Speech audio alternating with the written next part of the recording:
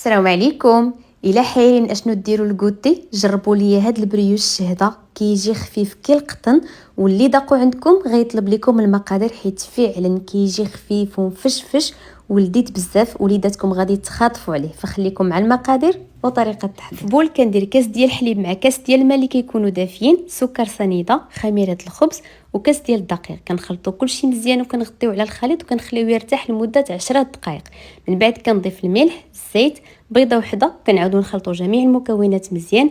هنايا كنضيف الدقيق تدريجيا وحنا كنخلطوا مع خميره الحلويات، وكنجمعوا العجينه ديالنا. ما نحتاجوش نهائيا ندلكوها، غير كنجمعوها. العجينه كتكون كتلتصق شويه في اليدين، كندهنوها بالزيت وكنخليوها حتى كيتضاعف الحجم ديالها. هنا من بعد ما اختمرت ليا العجينه كيف كتشوفوا معايا ما شاء الله، العجينه ديالي جات رائعه وخا ما مدلوكاش. صافي كنديكازيها وكنبدا نشكلها كويرات. بالنسبه للقياس تقدروا ديروا القياس اللي بغيتو نتوما. هنا من بعد ما شكلت الكويرات ديالي كلهم كندوز باش كنعمرهم بالشوكولا، تقدروا تعمروهم بالجبن حتى هو كيجي لذيذ بزاف.